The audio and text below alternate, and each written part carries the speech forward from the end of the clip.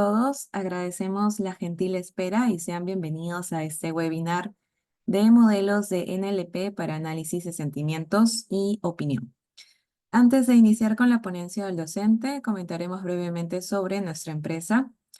SDS Learning es una empresa orientada a brindar servicios de capacitación y también consultoría en herramientas analíticas y metodológicas. Como parte de nuestros logros han sido el desarrollar analistas de datos tanto en el sector público como en el privado. Ahora, referente a la sesión del día de hoy, recuerden que pueden utilizar el chat del Zoom para poder hacer llegar las consultas del tema o también pueden encender sus micrófonos. Sí, recordar por favor que esto está solo disponible para consultas y así no se generen interrupciones a lo largo de la ponencia. Ahora, por otro lado, recordarles que el día de hoy también contamos con un sorteo de una beca y una semibeca del programa de especialización en NLP. Este sorteo se va a realizar considerando a todas las personas que se han registrado para el webinar. Ahora, el resultado, ¿no? Los ganadores se van a anunciar a través de nuestras redes sociales a lo largo de esta semana. Bien, ahora, por último, comentarles que nuestro docente a cargo es Manuel Cigüeñas, por lo que se brindará un extracto de su trayectoria profesional. Comentarles que nuestro docente es Agile Data Scientist y Scrum Study Trainer certificado. Es profesor en métodos computacionales y estadísticos con estudios de maestría en estadística aplicada en la Universidad Nacional Agraria La Molina en Perú. Se desempeña también como especialista en Cloud Solution Specialist en SS Group. Comentarles que se encuentra certificado en el Programa Avanzado Internacional en Analítica de Negocios y Gestión de la Información, otorgado por EADA Business School. Comentarles también que cuenta con una diplomatura de estudio internacional empresarial en Analítica de Negocios y Gestión de la Información, otorgado en este caso por la Católica. Asimismo, cuenta con estudios de maestría en Administración de Empresas. Nuestro docente también ha sido profesor invitado por el Departamento de Estadística e Informática del UNAM para dictar el curso de Text Mining. Cuenta con más de 10 años de experiencia en proyectos de investigación de mercados, data science y business intelligence, además que ha integrado el staff de profesores de la Escuela de Herramientas Metodológicas, organizado en ese caso por la ALACIP en las ediciones de Uruguay y México, dictando en este caso el curso de Análisis Computacional de Textos. Desde el lado académico, ha liderado investigaciones de metodologías aplicadas a Text Analysis y Social Network Analysis para el Fondo Editorial de la Universidad Católica en Perú. A su vez, comentarles que ha trabajado en el proyecto del Latin American Congress del Data Lab de esta misma universidad, donde se brindó un espacio para el desarrollo de proyectos en ciencia de datos. Ahora, referente a las certificaciones que posee, podemos destacar Machine Learning, Big Data Professional Certificate, Data Analytics Certified Associate, Scrum Developer Certified, Scrum Master Certified, Scrum Product Owner Certified, entre otros. Bien, estimados, esto sería todo de mi parte, por lo que brindo el pase al docente y pueda dar inicio a la sesión. ¿Qué tal? ¿Cómo están? Buenas noches. ¿Se me logra oír? ¿Sí? ¿Me confirman, por favor? ¿Qué tal? ¿Cómo están? Buenas noches. ¿Sí? Ok. Listo. Muchas gracias por confirmar. Bien. Bueno, la charla de hoy, el webinar de hoy, vamos a abordar el tema de modelos de NLP para análisis de sentimiento y opinión. Primero, agradecer a todos por su tiempo para asistir a este webinar y también a María por la presentación. Pero antes de introducirnos en el tema de hoy, sí me gustaría comentar o tener dos puntos de referencia importantes los cuales vamos a utilizar para ejemplificar la clase de hoy. Bien, el primero es un, el primero de ellos es una publicación que realicé en el diario Perú 21. Para los que no son de Perú, aquí se los comparto, donde analicé el hashtag Una sola fuerza. Aquí se los comparto el enlace para que un poco puedan seguirme también en base a la exposición. Y el segundo es un artículo, bueno, el capítulo de un libro en el cual colaboré para el Fondo Editorial de la Católica, y el capítulo donde trabajé se centraba en el análisis de redes sociales y el análisis de la opinión en un contexto electoral, ¿no? Entonces, esto también voy a compartirles como, ya que es información pública, es lo que voy a utilizar como ejemplo para la clase hoy. Y el artículo o el capítulo del libro que escribí, se los voy a, se los voy a compartir también. Acá está. Lo voy a compartir también. Bueno, es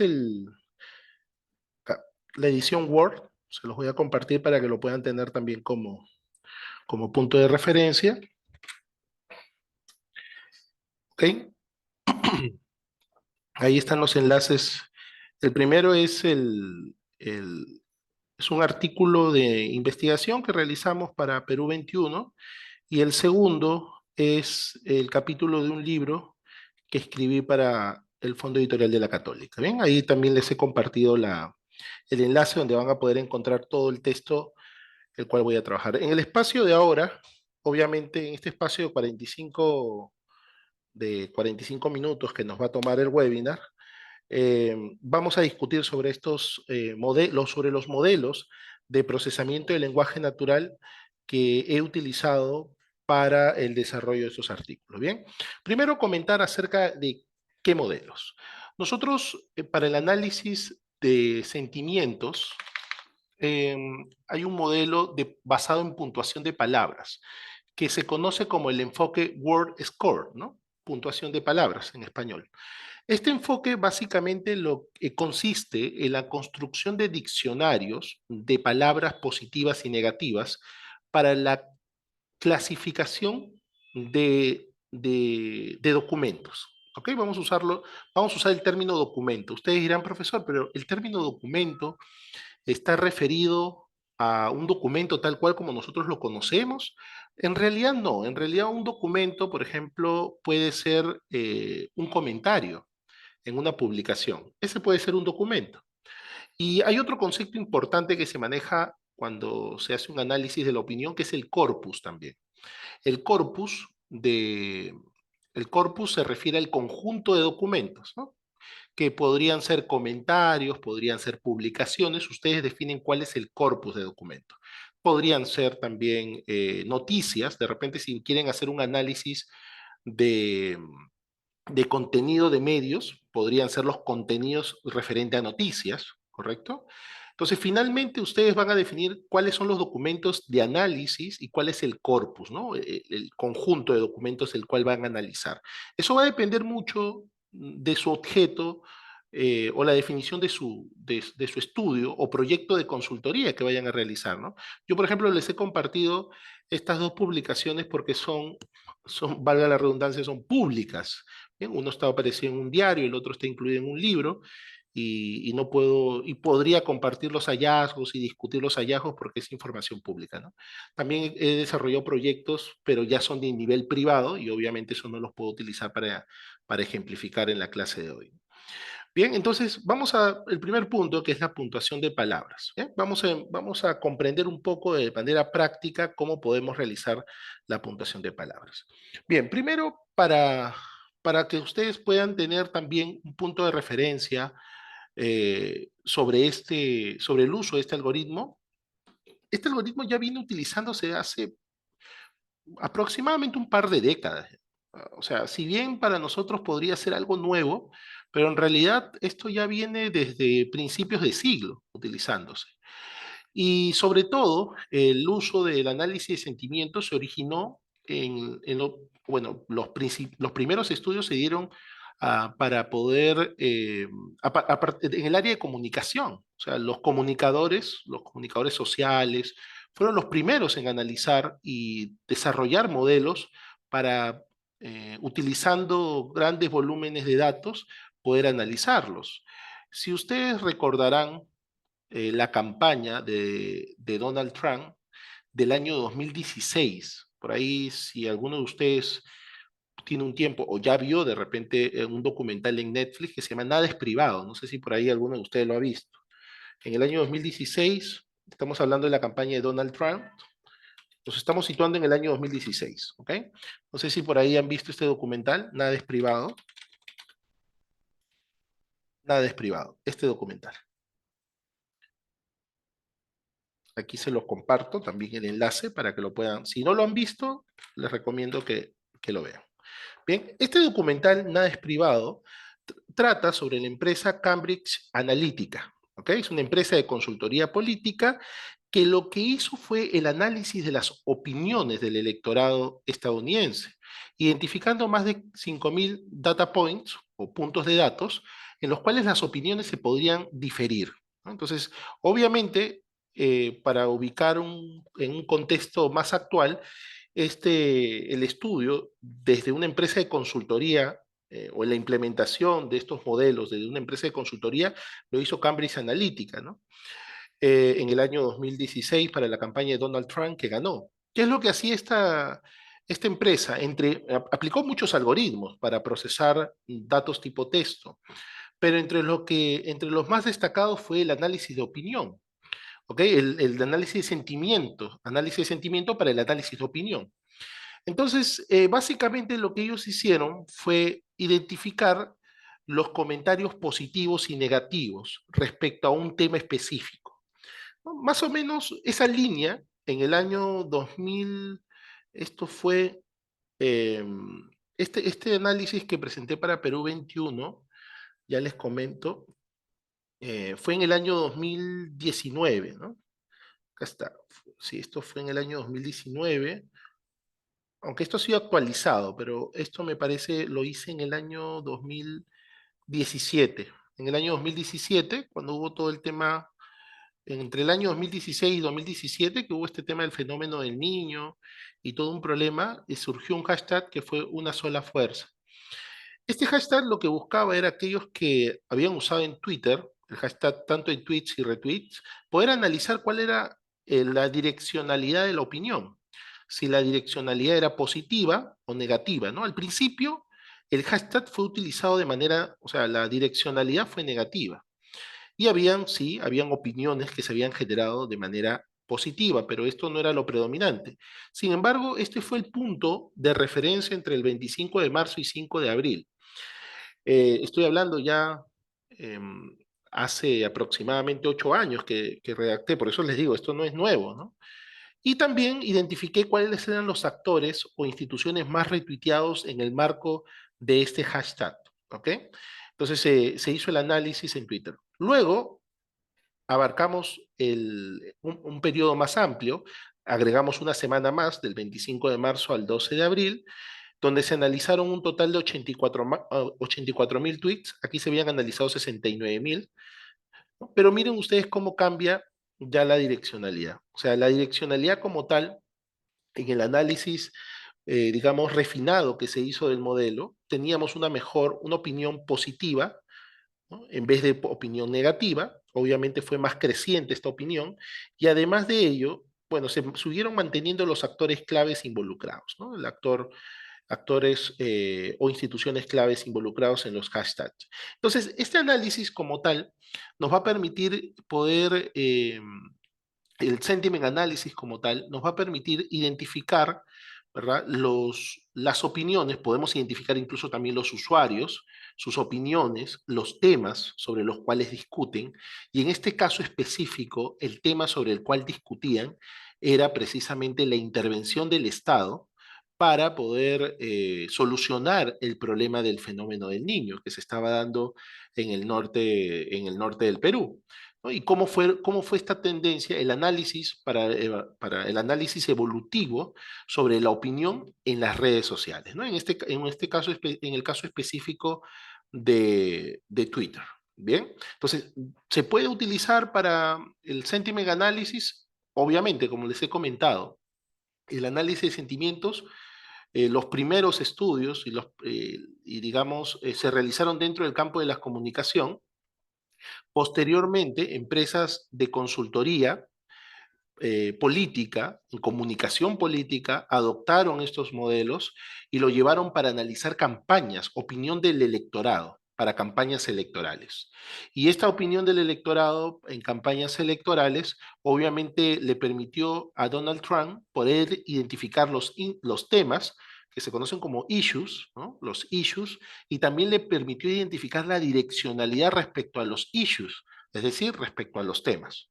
Entonces, por eso ustedes, no sé si recordarán, pero en una campaña anterior, Donald Trump eh, daba algunas opiniones que podrían resultar ser para Latinoamérica controversiales, ¿no?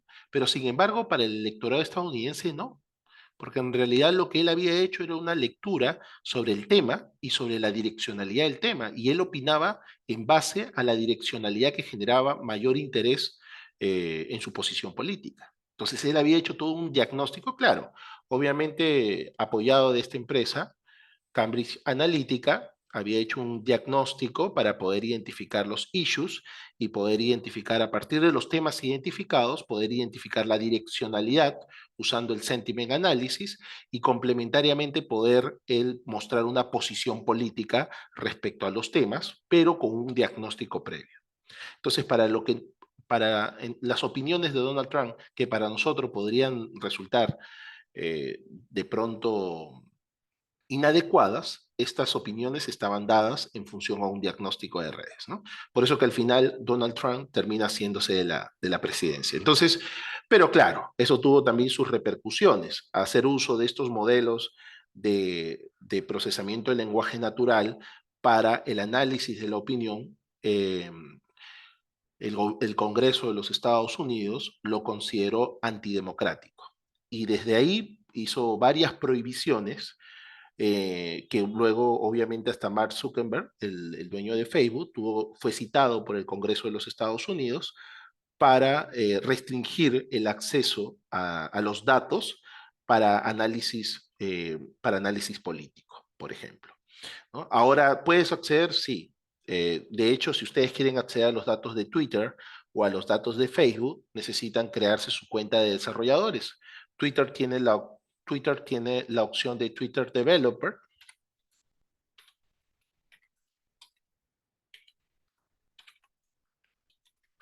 Ajá, esta es la opción. Aquí está.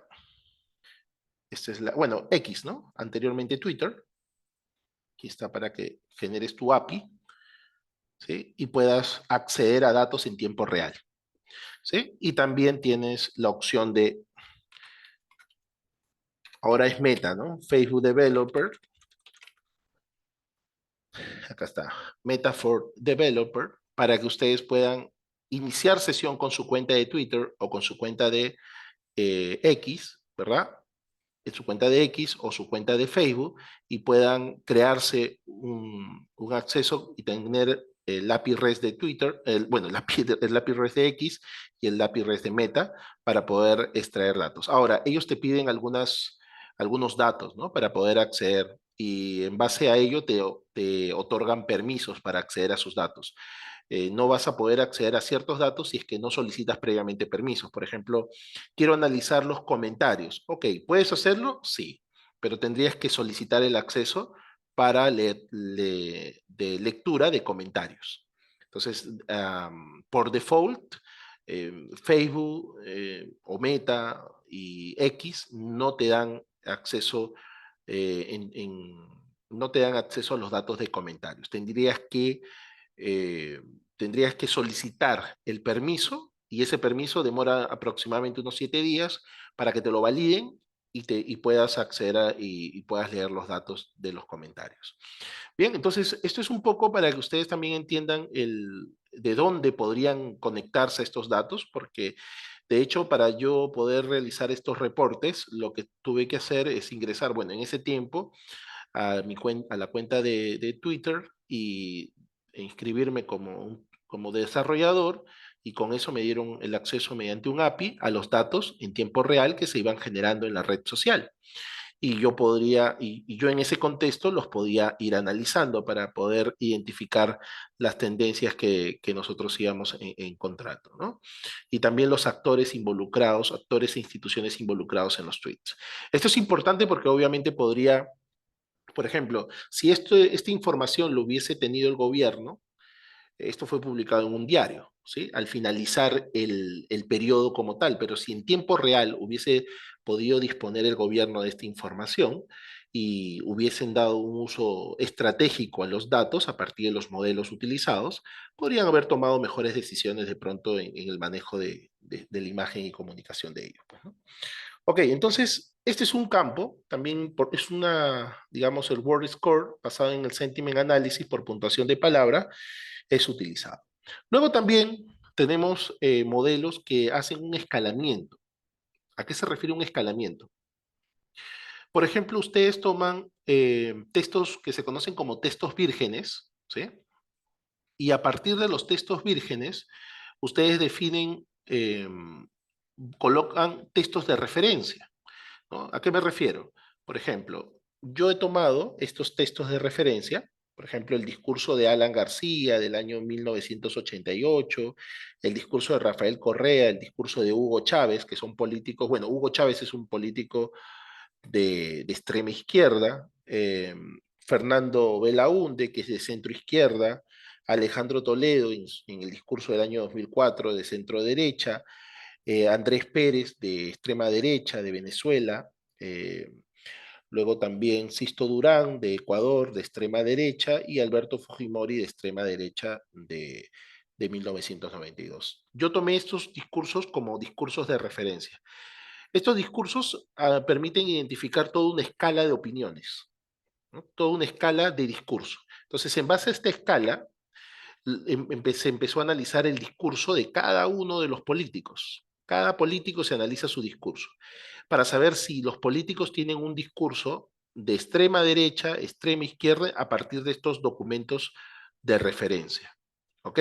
Nuevamente, seguimos en el enfoque de puntuación de palabras, porque lo que hace este modelo es identificar si existe o no una similitud con los documentos de referencia. Entonces, los textos vírgenes que van ingresando se van ubicando o se les va dando una puntuación en función a los textos de referencia que se han dado. ¿Sí? Este estudio lo incluí precisamente, bueno, estos resultados lo incluí en este estudio que realicé para el Fondo Editorial de la Católica, como les comentaba en un inicio, donde pude colaborar y precisamente analicé esta dimensión, ¿no? Fue una de las dimensiones que analicé, el discurso en redes sociales. Recopilé todos los datos que se daban en redes sociales y analicé si existía una ideologización de la política en redes sociales. El hallazgo, como ustedes pueden notar aquí, la puntuación obtenida por todos los candidatos iba entre 2.40 y 2.55. Si ustedes notan, el score, básicamente todos los candidatos tenían una puntuación muy similar, lo cual lleva a que digamos, a nivel de la política, existía una desideologización de la política. O sea, no existen actualmente posiciones o un discurso de extrema izquierda, no existe un discurso de extrema derecha.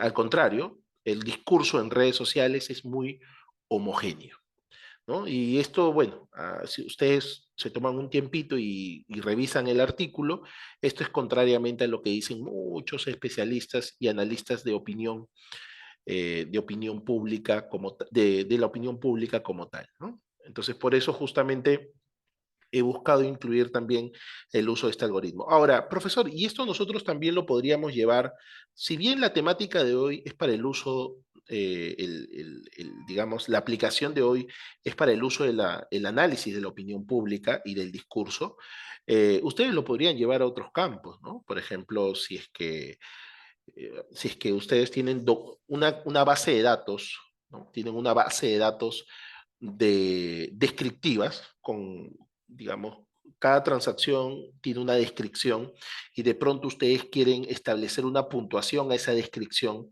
para digamos, relacionarlo a un tipo de documento, podrían usar el scaling. Entonces, agregan los textos de referencia. Por ejemplo, ustedes no quieren que los documentos que se parezcan a un tipo de documento que ustedes tienen como referencia, quieren observarlos, por ejemplo. Quieren que sean observados. Ok, está bien. Entonces, ustedes agregan sus documentos de referencia, agregan los textos vírgenes y si los textos vírgenes, su puntuación es cercana a los textos de referencia cuyo análisis más detallado necesitan realizarlo en un segundo nivel, al ingresar los textos vírgenes y tengan una puntuación muy cercana a 4, porque esto normalmente tiene puntuaciones de 1 a 4, muy cercano a 4, si es que los textos de referencia ustedes lo han ubicado en la extrema superior, en el extremo superior, discúlpenme, entonces van a poder tener ese análisis como tal y poder tener el resultado a partir de una puntuación. Porque al final te va a dar esto, te va a dar puntuaciones. Te va a dar puntuaciones a los documentos que ustedes vayan ingresando en función a los documentos vírgenes, ¿no? Yo, por ejemplo, a la extrema izquierda le di puntuación 1, al centro izquierda puntuación 2, al centro derecha le di puntuación 3 y a la extrema derecha le di puntuación 4. En nuestro caso, estos documentos estaban entre 2.4 y 2.55. O sea, básicamente todos los discursos que se analizaron eran de centro izquierda, eran de centro izquierda, entre centro izquierda y centro derecha. O sea, estaban ubicados en el mismo centro del espectro de izquierda a derecha, por ejemplo. Pero en el caso de ustedes, si ustedes van a analizar, por ejemplo, no sé, supongamos que trabajan en una entidad donde van a analizar notas descriptivas de documentos, perfecto. Colocan su escala, también 1, 2, 3, 4, agregan sus documentos de referencia, ¿sí? Y a partir de ahí, los datos que van ingresando van obteniendo una puntuación. Esa puntuación que obtienen cada uno de los datos ingresados lo va a relacionar o indica, esa puntuación indica que está siendo asociado a un tipo de documento específico. Por ejemplo, si acá la puntuación, digamos, ¿no? Que uno de los documentos que ustedes ingresen es 3.9, quiere decir que está más asociado a la puntuación 4 de los documentos de referencia que ustedes han indicado. Supongamos que esos documentos de referencia de la puntuación 4 están referidos a un tema específico. Ok, perfecto, ya tienen la puntuación de ese tema específico. ¿Sí? Entonces, en realidad, hoy lo estamos llevando al análisis de sentimientos y al análisis y opinión, pero más allá del análisis de opinión, estos algoritmos de procesamiento del lenguaje natural pueden ser llevados a diferentes campos, ¿sí? No solamente al análisis de sentimiento y de opinión. Y luego al final, si gustan, por ahí si tienen alguna propuesta sobre algún campo específico donde quieran llevar intuitivamente lo que estamos comentando hoy en clase, lo podemos conversar, ¿no? Porque yo he trabajado llevándolo a otros campos también estos modelos como tal, así que podríamos abrir un espacio de debate para conversar sobre ese tipo de aplicaciones. Muy bien. Y luego, después de los modelos basados en puntuación de palabras, tenemos los modelamientos temáticos. Estos sí ya tienen una matemática más compleja por detrás. Por ejemplo, en el caso del LDA, está basado en la distribución de Dirichlet, ¿no? Y hace un proceso de simulación de cómo se generan, cómo se van creando las palabras y cómo se van asignando los documentos. Entonces es un modelo generativo, el LDA. ¿Sí? Por razones de tiempo, obviamente la matemática del modelo no es el propósito de la clase de hoy explicarla, pero tiene una matemática mucho más compleja, ¿no? Basada en la probabilidad de Dirichlet, un poco para que ustedes lo puedan tener en referencia. Ahora, ¿qué hace este modelo? Este modelo, finalmente, ustedes hacen un proceso de aprendizaje para poder identificar cuáles son los temas o los tópicos de los cuales se están tratando actualmente. Es para la clasificación de tópicos. Bien, por ejemplo, en mi caso, yo quería identificar estos 6 tópicos, ¿no? El tópico de el tópico de apelación personalista y emocional, o sea, publicaciones que se refieran al ámbito personalista y emocional del político, publicaciones de juego estratégico, publicaciones de posición temáticas o de posición política, eh, publicaciones logístico movilizador, por ejemplo, hay publicaciones que hacían los candidatos o los políticos referidos a una movilización específica de su campaña, ¿no? encuadre pedagógico didáctico, donde básicamente busca como objetivo tiene el enseñar, dar un mensaje al elector, y el encuadre de invitación o incitación al seguimiento mediático, ¿no? Entonces, estos encuadres finalmente hice que el algoritmo aprendiera sobre este tipo y luego me clasificara todos los posts de los políticos, ¿no? Y acá tenemos el cuadro del balance de la cantidad de frames por cada tipo, ¿no? Por ejemplo, en el análisis que se hizo del encuadre utilizando el modelo de LDA, básicamente se llegó a la conclusión de que del total de publicaciones, que fueron 1989 publicaciones en redes sociales, 800, el 44,79% eran del encuadre personalista y emocional. Luego el 16,79, temático o de posición política.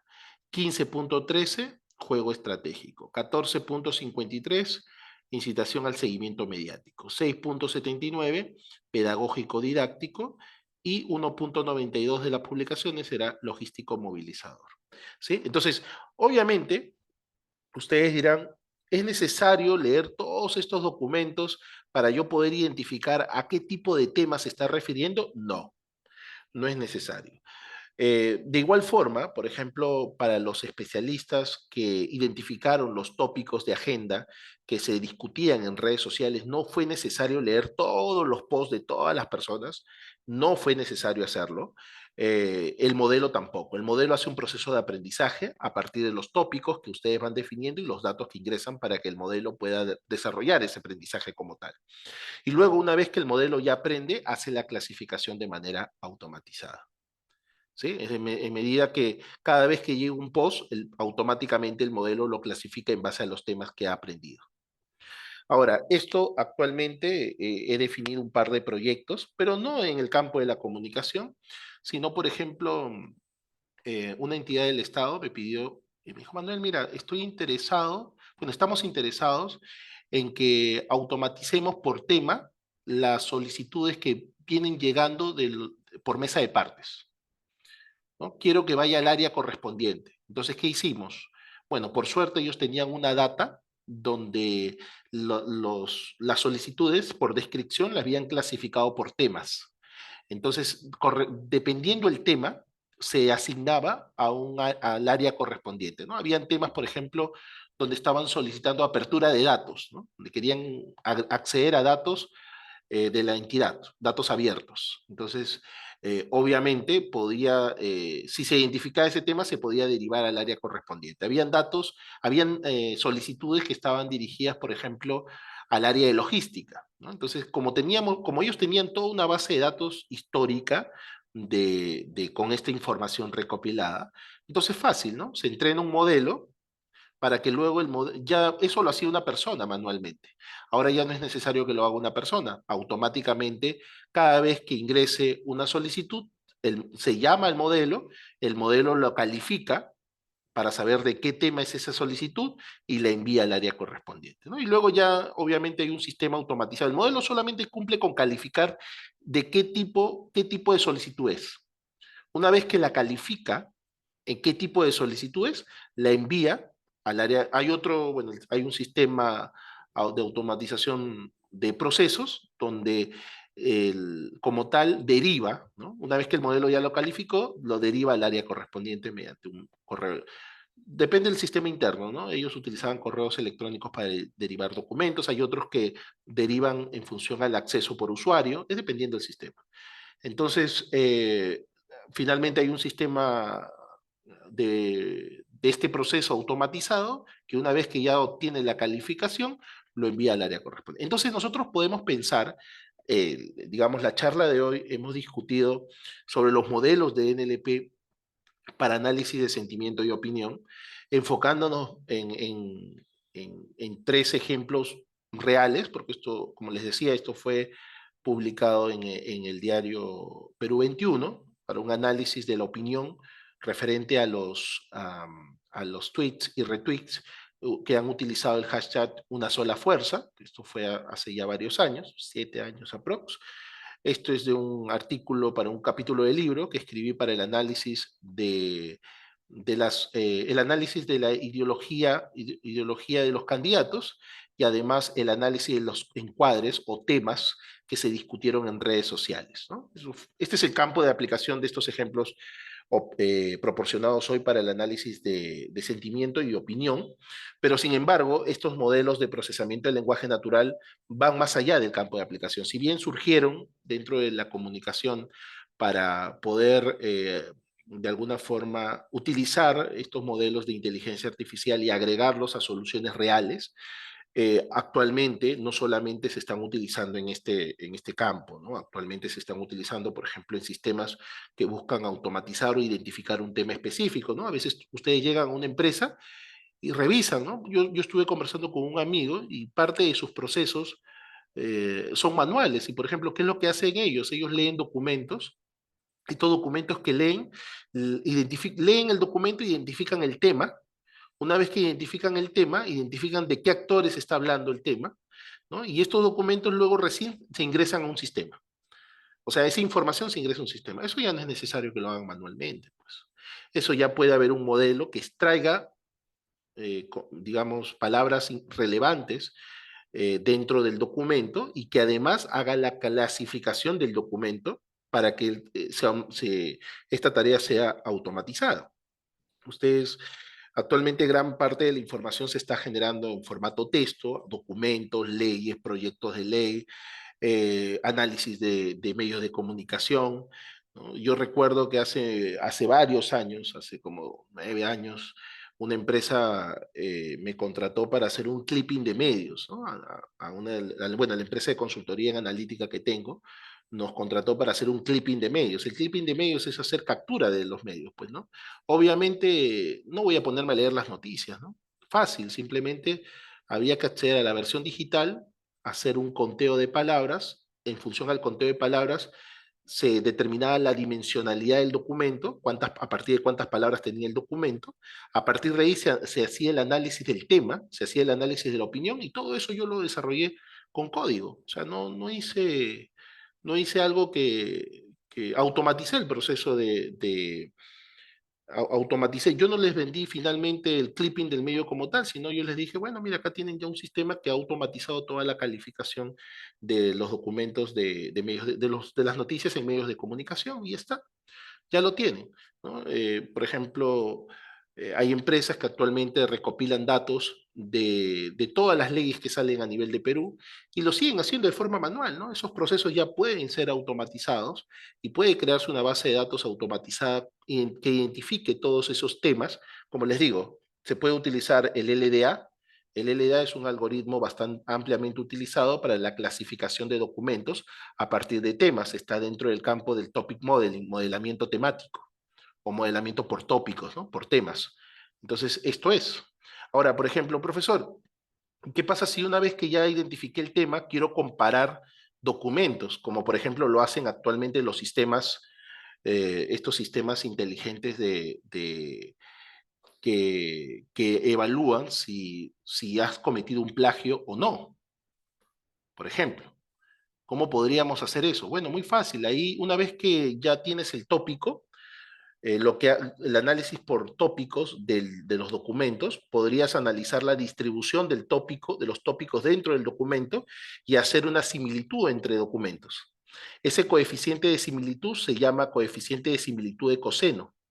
Aquí también en este artículo que les he compartido, utilicé el coeficiente de similitud de coseno. Miren, chicos, aquí está. Justamente este es el artículo, acá está, es cifras de similitud entre las publicaciones en Facebook de los candidatos durante la primera vuelta. Ahí está. Esto de acá, lo que hago es utilizar el coeficiente de similitud de coseno. Claro, acá no se ve muy bien porque no está mostrado todo el gráfico, pero ahí, a ver, aquí creo que podemos mover esto un poco. O si no, esto llevarlo. Esto lo tengo en unas tablitas, si no, ahí se los comparto. No se ve muy bien con quién se está comparando aquí. Déjenme chequearlo si se puede mover. No, acá no se puede mover en el Drive. Bueno, pues si hubiese sido acá, por ejemplo, estos niveles de correlación. Por ejemplo, ¿qué tanto se parece el texto de este político con el texto de otro político? Que acá deben estar los nombres, solo que no me permite ver este Word en el Drive. Aquí deben estar los nombres, ¿no? Y este es el coeficiente de similitud. El coeficiente de similitud es un coeficiente que va de 0 a 1, y mientras más cercano a 1, hay una mayor similitud entre documentos, por ejemplo. Entonces ustedes podrían, una vez que han hecho el modelamiento temático y conocen la distribución de tópicos o temas en el documento, podrían utilizar el coeficiente de similitud de coseno para identificar similitudes, ¿no?, entre documentos. ¿Ven? Entonces, más allá, aquí hay esta es una aplicación real, se ha utilizado el coeficiente de similitud de coseno para precisamente identificar la similitud entre discursos como tal, para poder dar un coeficiente, que es el que se utiliza en el modelamiento, en los modelos de procesamiento del lenguaje natural, eh, como tal. Entonces, complementariamente al LDA se puede trabajar con el coeficiente de similitud de coseno, ¿no? Entonces, los modelos están ahí, están para aplicarse no solamente en el campo, para terminar ya la charla de hoy, no solo para aplicarse en el campo de la opinión y el análisis de sentimientos como tal y el análisis de opinión, sino también los puedes llevar a diferentes campos, ¿no? Lo puedes llevar al ámbito legal, lo puedes llevar a un ámbito ya más del área de comunicaciones, donde quieres automatizar ciertos procesos, de repente el análisis de medios, quieres automatizar la calificación, la clasificación de artículos científicos, por ejemplo, ¿no? Y ya no quieres que ni siquiera se lean, ¿no?, sino que automáticamente reconozca de qué tema está hablando un artículo científico, por ejemplo.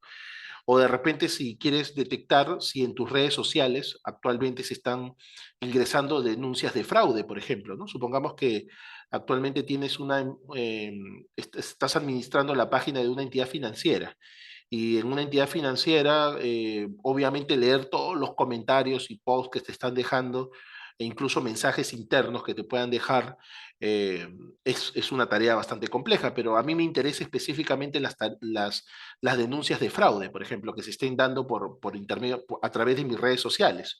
No me interesa todo, pero sí el de fraude, porque soy el área respectiva, soy el área que analizo estos temas, ¿no? Y puedo saber de qué usuario viene, de qué ID. Entonces, específicamente genero un modelo que constantemente, con los datos que se van ingresando como comentarios y mensajes en mi página, los analiza para llevarlos a otra capa, ¿no? Los lleva a una base de datos donde me va guardando todo un historial de denuncias que se han dado a través de las redes sociales, por ejemplo. ¿Ok? Entonces, eso también es un punto importante que ustedes lo pueden automatizar. Entonces, todo lo que ustedes, en términos prácticos, podrían llevar este conocimiento es perfectamente aplicable. Estos modelos son transversales, es decir, no están desarrollados para solo ser útiles en el ámbito del marketing y el estudio de la opinión pública, sino también de la comunicación, sino también están diseñados para poder atender diferentes problemas de negocio. Bien, no sé si tenemos un espacio todavía de 7 minutos para alguna duda o consulta que puedan presentar.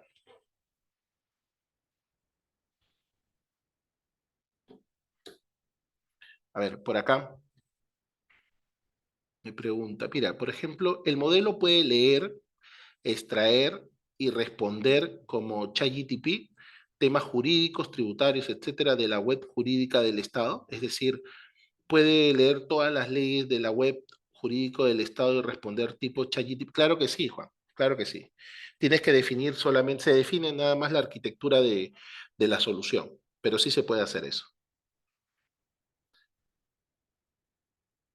Dentro de Python, Dana, está la librería NLTK en Python, ¿no? NLTK es una librería que tiene un módulo para establecer los stop words, que serían las palabras. Lo que pasa es que el modelo es el resultado, ¿no?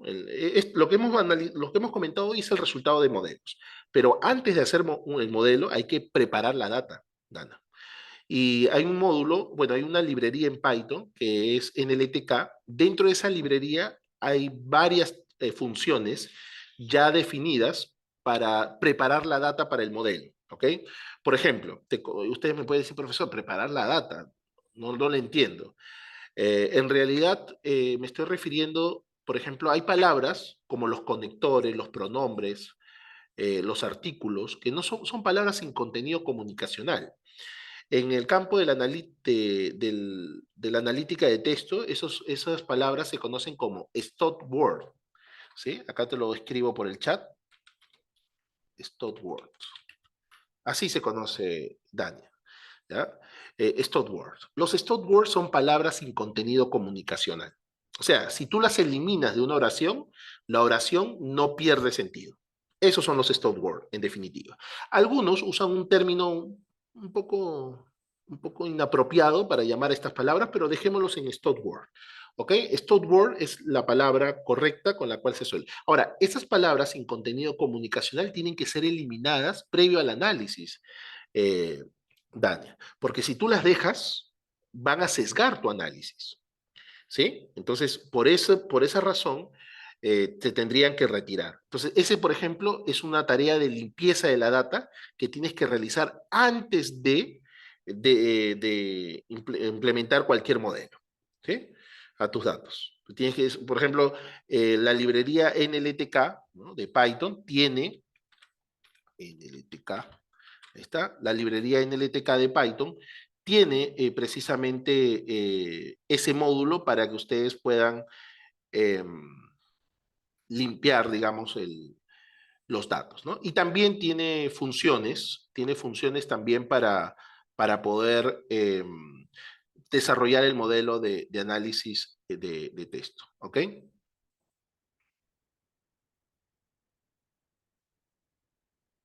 Muy bien. A ver, vamos por acá. Hay otra pregunta. Me dice, hola, profesor. Eh, Hola, profesor. Al lado uno define la clasificación de textos. A ver, un segundo, dice, profesor, al lado uno define la clasificación de los textos vigentes. ¿Puede hacerlo solo para evitar el sesgo? Ahí no Adam, no entendí muy bien tu pregunta. ¿En qué PPT te refieres? ¿Acá? A ver, discúlpame, Adam. ¿Aquí? ¿A esta PPT?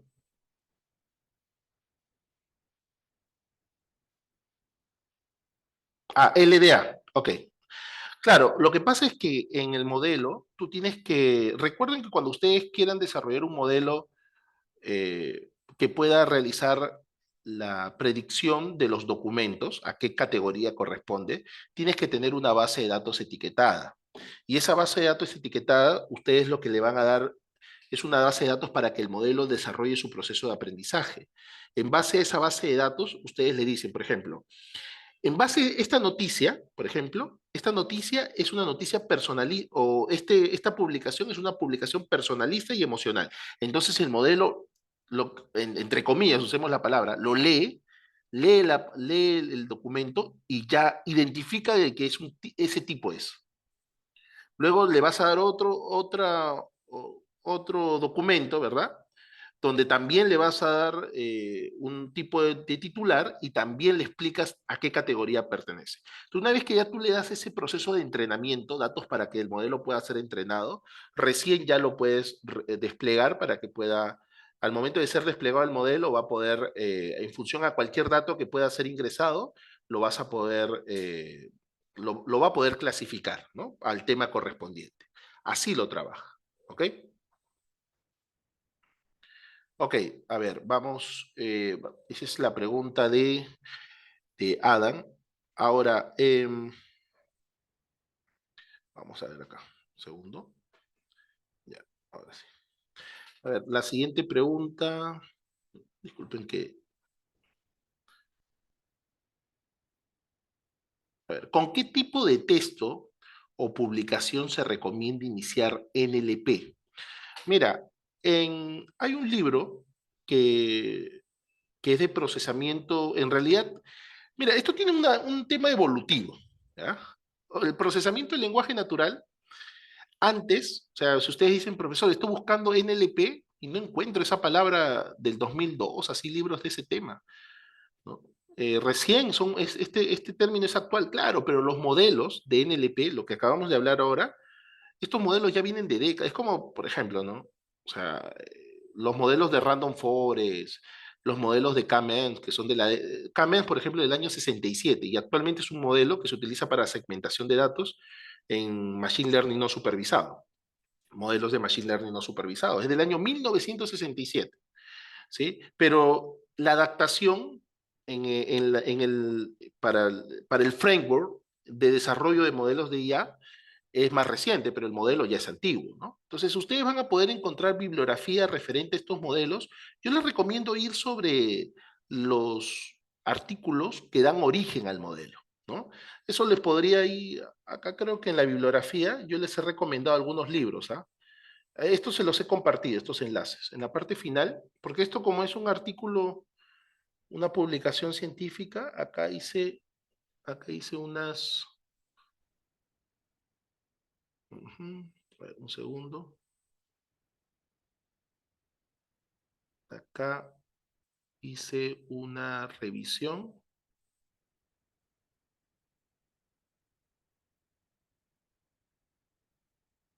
acá incluí un capítulo también del libro.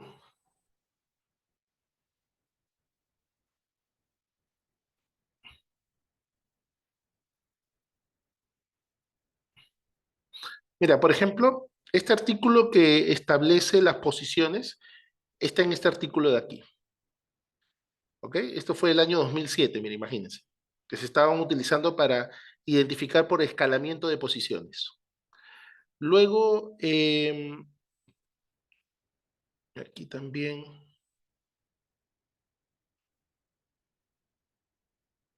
aquí también hay otro artículo que...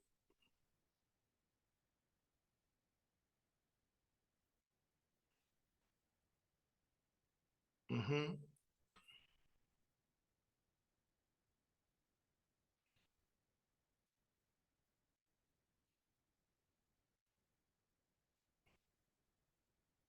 Acá hay algunos artículos, bueno, acá hay algunos artículos prácticos, ¿no? Después hay un libro también de procesamiento del lenguaje natural donde trabajan modelos, que eso ahorita no tengo el nombre del autor, que lo tengo en la sección bibliografía del curso de procesamiento del lenguaje natural que dicto, ¿no? No tengo ahorita el nombre del autor en mente, también ese es un libro bastante completo referente a ese tema. Em, a ver, por acá me dice, hola profesor, el lado uno define la clasificación de los textos vigentes y puede hacerlo para evitar el sesgo. A ver, esto ya lo habíamos respondido, esto estaría bien. O sea, lo que pasa, Juan, que el modelo se llama Sentiment Analysis. Cada vez que quieras, o sea, la traducción al español es análisis de sentimientos, ¿no?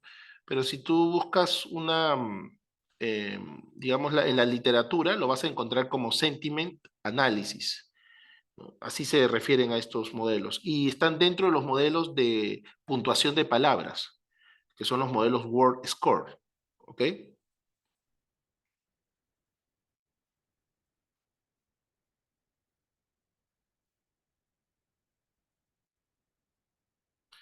Acá me dice Sebastián, profesor, si en ciertos sentimientos o opiniones no tengo suficientes datos como para que el modelo lo prediga bien, lo que pasa es que el análisis de sentimientos no necesitas tener la etiqueta, necesitas tener diccionario de palabras, Sebastián, porque es una, como les decía, el análisis de sentimientos está dentro de los modelos de Word Score, puntuación de palabras. No son modelos donde tengas que decirle, o entrenar un modelo donde tengas que decirle, mira, estas opiniones son positivas o estas negativas. Podrías usar el enfoque de puntuación de palabras. También puedes usar el enfoque de, o sea, como darle como un modelamiento temático, ¿no? Donde le digas, estos son positivos y estos son negativos, pero el enfoque de puntuación de palabras parte de la construcción de diccionarios, Sebastián. Diccionario de palabras positivas, diccionario de palabras negativas. En función a estos diccionarios, por ejemplo, ¿no? Supongamos que ahora tú das una opinión y dices, el profesor Manuel dio una buena clase, ¿no? Y nos compartió material, ¿ya? Entonces, como dentro de la palabra buena y compartió está dentro del diccionario de palabras positivas, tu opinión tiene una puntuación de +2. ¿Te das cuenta? Por eso se conoce como word score, puntuación de palabras.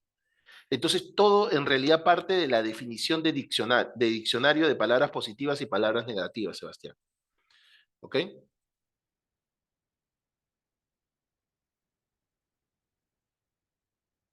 Dice Raúl, profesor, ¿qué tan confiable es utilizar un agente entrenado con un modelo de OpenAI para análisis de sentimientos en comparación con un modelo NLP tradicional, considerando su capacidad para ser entrenado con datos específicos, precisiones y modelos de ambigüedad.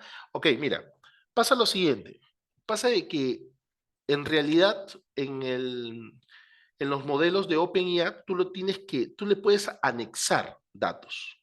No sé, por ejemplo, yo te comento una arquitectura, ¿no? Una arquitectura que yo suelo utilizar con los modelos de OpenAI. Ustedes saben que OpenAI ahora tiene sus servicios están integrados en la nube de Azure, ¿ok? Acá está. Aquí. Microsoft, está Azure OpenAI Service. Esto para que lo tengan como referencia. Mira, revisa este punto, Raúl. Ahora, cuando ustedes revisan, digamos, esta documentación, Microsoft te va a permitir integrar los servicios de Azure OpenAI con diferentes servicios de Azure. Y un servicio de Azure que me gusta a mí integrar Azure OpenAI es el servicio de Azure Search, de búsqueda.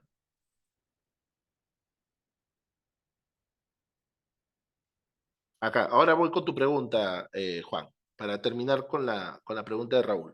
Entonces aquí hay un servicio que es este, Azure Search. Este servicio es el servicio de búsqueda.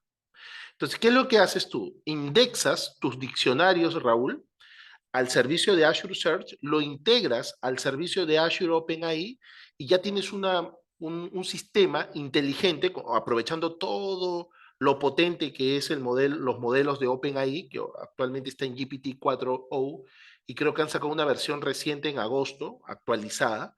Entonces, aprovechas todo lo potente que tienen estos modelos que además pueden darte digamos, una opinión generativa, ¿no? A partir de tu consulta, si quieres integrarlo en un chat. Eh, y a partir de ahí lo integras a los servicios de búsqueda indexada que maneja Azure y vas a tener un motor, digamos, un sistema inteligente y con información que puedes ir constantemente actualizando. ¿Ok? Entonces, eso te recomiendo ahí, Raúl, para que puedas hacerlo. Ahora, la otra opción es que siempre tienes opciones, ¿no? Si la primera opción es trabajar con los servicios de Azure, Azure Cognitive Service, donde está Azure OpenAI y está Azure, bueno, el servicio de Azure Search, el servicio de búsqueda de Azure. Son dos opciones, ¿no? La otra opción es que entrenes tu modelo, ¿no? A medida, pero eso demanda mucho tiempo. En cambio, esta configuración no te demora ni una hora hacerlo. O sea, es súper rápido, Raúl. Te evitas estar entrenando modelos y todo ello. ¿Ok? Ese es un punto. Ok, respecto a la pregunta de Juan, Juan dice, ¿quién define las palabras positivas? ¿Quién define las palabras negativas? ¿No? Mira, lo que pasa es que dependiendo del campo de especialización, ya hay ciertos diccionarios que se manejan, ¿sí? Hay ciertos diccionarios. Normalmente estos diccionarios están ajustados al tipo de negocio. Yo te digo, te doy un ejemplo claro, ¿no? Por ejemplo, hay analistas que eliminan la palabra Estado. Y ustedes me dirán, sí, pues no, hay que eliminarla, pero ¿qué pasa si el Estado se refiere al Estado como entidad que nosotros conocemos y que se regula como tal? No estamos hablando del Estado como estado de ánimo. Entonces, esa palabra no la podemos eliminar. Algunos analistas la consideran un stop word, claro, por el enfoque que tienen, pero hay otros analistas que por el enfoque que tienen también, que es un enfoque para análisis digamos, social y político de los datos, no podrían eliminar esa palabra. Entonces, para cada campo hay un consenso. Dentro de cada área hay un consenso. Que ustedes, a partir de las investigaciones dentro del área que van a revisar, podrían ajustarla. Por ejemplo, y ya para cerrar este temita, Juan, por ejemplo, usted me haría la pregunta, profesor, ¿y por qué usted puso 6 temas? ¿Y por qué los definió así? En realidad, yo no los definí. Miren lo que yo digo abajo, miren lo que coloco como fuente. Elaboración propia a partir de la propuesta metodológica. Siempre hay una propuesta metodológica, ¿no? Y la propuesta metodológica es de Muñoz del año 2015 y Campos Domínguez y Calvo del año 2017. Yo no hice esta propuesta metodológica, porque yo tengo que, obviamente, como investigador, bueno, lo bueno es que a veces he trabajado en publicaciones, ¿no? Artículos científicos, y a veces también trabajo en, bueno, trabajo siempre, mi mayoría es en el trabajo de consultoría, ¿no? Digamos, participar en publicaciones académicas casi no lo hago, más trabajo en el tema de consultoría. Pero entonces cuando tú trabajas, por ejemplo, en este lado académico, lo que yo hago es revisar todas las publicaciones académicas que hay sobre este tema y sobre esto construyo lo que se conoce como un marco teórico y metodológico. O sea, yo no puedo partir de la nada, ¿no? Lo mismo en la consultoría. En la consultoría, tú tienes que partir de las reglas de negocio. No puedes partir, ya no vas a llevar la academia ahí, ¿no? No vas a decir según lo que dice este autor, ¿no? Ahí no se discute así. Ahí se discute a partir de las reglas de negocio definidas. Y si no hay reglas de negocio, hay que definirlas.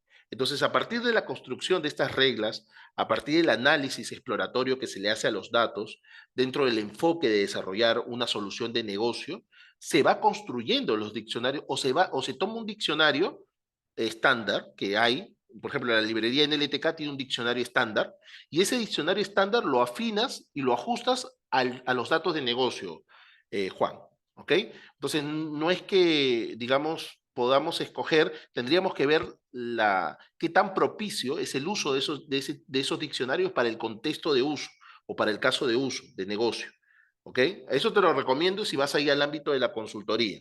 Si vas al ámbito del académico, te recomiendo hacer una revisión, obviamente, bibliográfica para establecer tu marco teórico y metodológico de tu estudio, ¿no? Cada uno hay un enfoque diferente. Yo cuando hago una investigación científica, lo que hago es una revisión bibliográfica, ¿verdad? Ahí han visto ustedes toda la bibliografía que tengo que revisar en ese tiempo para poder establecer mis temas, ¿no? Y que no hayan sido de mi ocurrencia, porque ustedes saben que el conocimiento científico es acumulativo. Entonces, como es acumulativo, tengo que revisar las investigaciones previas. No puedo partir de la nada, porque ahí vienen todas las críticas, ¿no?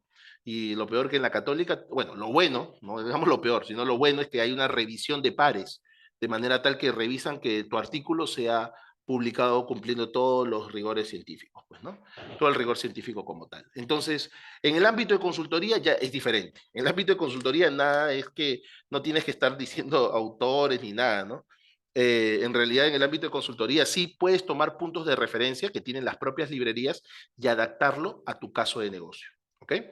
Bien, a ver, otra pregunta por acá, Dania me dice, ¿qué se tendría que hacer en NLP para diferenciar las frases satisfactorio y no satisfactorio, identificando el no acompañando de otra palabra como negativo? Bueno, ahí justamente lo que puedes ofrecerle es un análisis ya más de contexto y asociación de palabras, Dania, en el procesamiento, ¿no? Y eso lo puedes generar a través de código, que si va acompañado de ciertas palabras que niegan, la afirmación sea considerada como negativa. Yo te doy un ejemplo.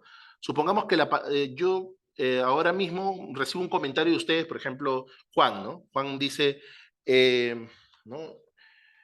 Por ejemplo, menciona la palabra el, el profesor, ¿no? Digamos, escribe, ¿no? El profesor Manuel eh, no, no es, eh, digamos, no deja de resolver dudas,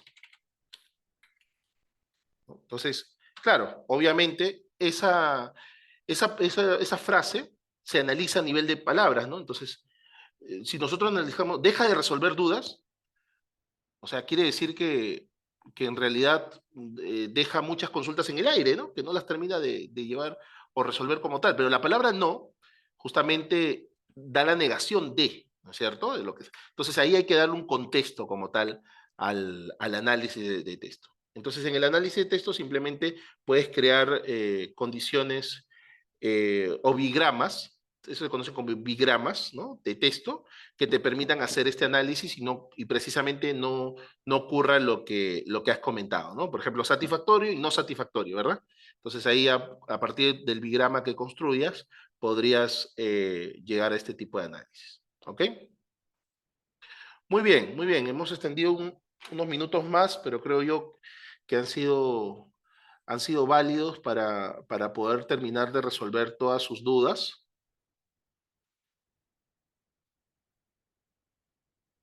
Ajá, Juan, mira, ya, la última pregunta, Juan. Bueno, dependiendo, ¿no? El modelo, por ejemplo, en el caso del modelo en el caso del modelo de LDA, ahorita el que estoy proyectando, lo que tú acabas de mencionar, Juan, es un fenómeno del lenguaje, se llama polisemia, ¿no? Por ejemplo, la polisemia es el fenómeno del lenguaje donde una palabra tiene donde una misma palabra tiene diferentes significados, ¿eh? Así se define.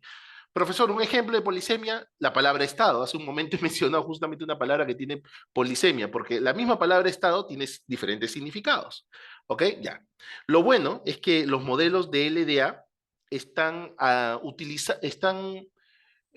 la matemática como tal reconoce el contexto en el cual se usa la palabra, para así definir el contexto de uso y así no exista lo que justamente acaba de comentar Juan, que es los errores semánticos, la dualidad de interpretación y de lógica, ¿no? Que eso, por ejemplo, es cuando trabajas con palabras que tienen polisemia, ¿no? Que es el fenómeno del lenguaje donde una misma palabra tiene diferentes significados. ¿Sí? ¿Queda claro, Juan? ¿Tu consulta?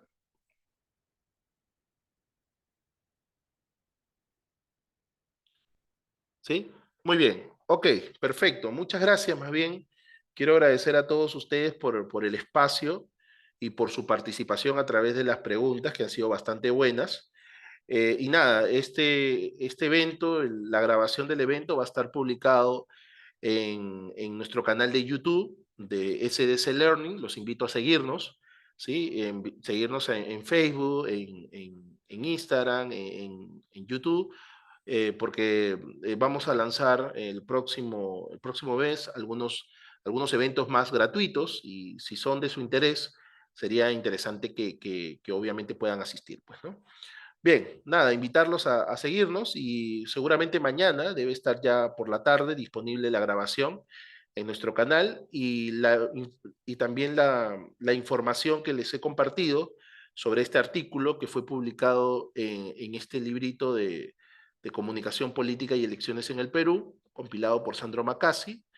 Y también los invito a que puedan ver este documental de Netflix si tienen por ahí un tiempo y bueno, ahí la información que les he compartido en el marco de la clase de hoy, de este webinar. Bien, muchas gracias. Que tengan feliz noche. Cuídense. Será hasta la próxima.